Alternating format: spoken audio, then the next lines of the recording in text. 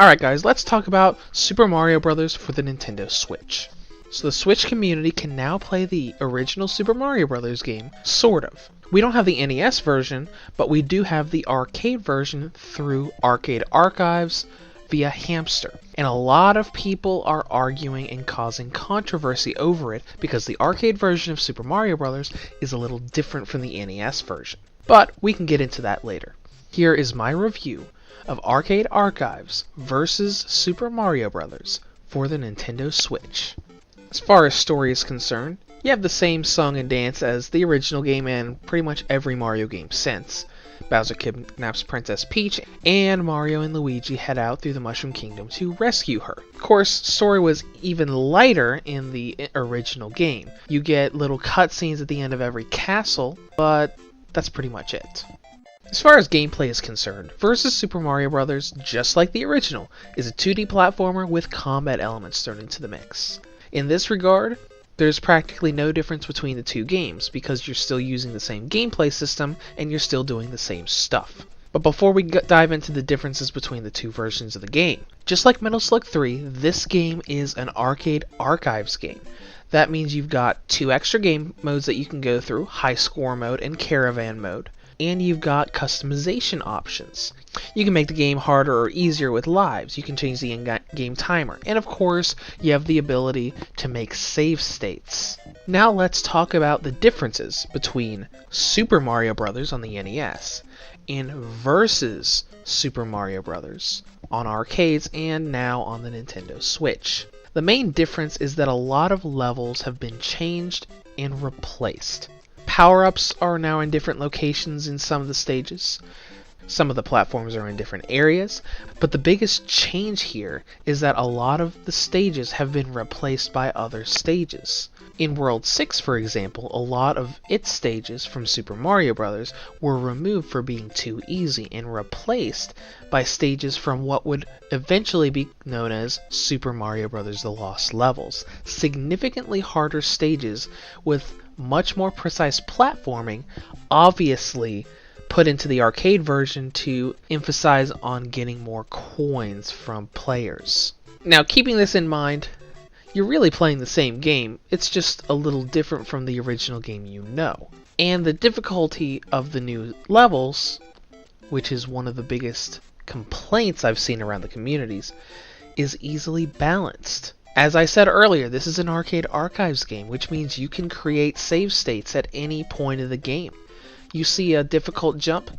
Create a save state. If you fall, who cares? The game takes like 10 seconds to boot up, so all you have to do is close the game, spend 10 seconds booting it back up, and try again. But for those who don't use save states, it's really a nice challenge because in the NES era, platformers were known for being brutally hard. Super Mario Bros. Was not one of those platformers. So this really adds a bit more difficulty to an otherwise pretty easy platformer, especially when you compare it to pretty much everything else on the NES. Now, 2 things I want to talk about before we go to the next section. Price and length. Many people know, actually the majority of the gaming community knows, that Super Mario Bros. Is not a long game. Even with the extra difficulty, I would not expect anyone who'd played platformers before to play this game for more than 2 to 2.5 hours to finish Worlds 1 through 8. And that is a complete run without using the warp points to skip worlds. If you do that, I wouldn't even put it at 1 hour. So we're sitting on a 2-hour experience and a price tag of $8, at least in the US. Now, I feel like I'm always talking about price to length, but really, $8, 2 hours. It's really not hard to see that a lot of people don't see that as worth it, even though it is Super Mario Bros., one of the most iconic games ever. Now, let's talk about controls here for a second. Arcade Archives games have always been strange with controls, and that is no different here. And that's because it's emulating an arcade game. When you go to the title screen of Versus Super Mario Bros., you don't hit plus or B or A to start your game. You have to simulate adding credits to the arcade cabinet. So that's simple enough, right? You tap the L trigger to add a credit, tap the R trigger to actually start your game. I told you how to do that. No one told me how to do it. The game didn't tell me how to do it. So I had to sit there and literally just mash buttons, try every button on the Switch until something finally worked. It would really help these Arcade Archives games if they either took that feature out for a more standard title screen or put some little notifications on the screen where you need to hit those buttons. Now let's get a presentation.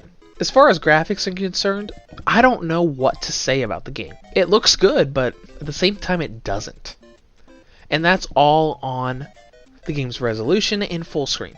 By default, Versus Super Mario Bros. Displays with a 4:3 display, just like the old CRT TVs. Now this can be moved to full screen, and that is a good thing and a bad thing, and it all depends on what game mode you're playing for the Switch. When I go into full screen mode, and I display it on any TV, a small TV, a medium TV, a giant TV, it is always blurry, and it always has huge amounts of eye strain, and that's without the blur filter. When it's supposed to be crystal clear, it's blurry, and it hurts my eyes. Now in handheld mode, on the same settings, the game looks wonderful. It doesn't look blurry, it doesn't strain the eyes, and it just looks really nice on that portable screen. And that's really all I have to say about performance. Everything else works really nice. The load times are almost instantaneous, as I mentioned in the previous section. Not really anything to complain about. Now let's talk about battery life. For being such an old game with such a simple graphical scheme, I was expecting a lot of battery life, and I got a lot of battery life. Here are my times from 100% to 0%. Maximum brightness with the Wi-Fi on, 4 hours and 18 minutes. Maximum brightness with the Wi-Fi off, 4 hours and 49 minutes. Lower brightness with the Wi-Fi on, 6 hours and 13 minutes. Lower brightness with the Wi-Fi off, 6 hours and 35 minutes. So we're talking 4 to 6.5 hours. That's more than we got from the Coma recut. Really, really nice amount of battery life here. And you could potentially go through the game 3 different times on one charge. In conclusion, Versus Super Mario Bros. Is an interesting way for the Nintendo Switch to get the original Super Mario Bros. That I'm sure that no one saw coming. Now, you're shelling out $8 for a 2-hour game that looks blurry in docked mode and has confusing emulator controls, but fans of the original game who never played the arcade version will find a fun challenge here. Reviews to Go rates Arcade Archives Versus Super Mario Bros. For the Nintendo Switch a 7.5 out of 10. If you'd like to comment on this further, feel free to below, or head to the website at www.reviewstogo.com.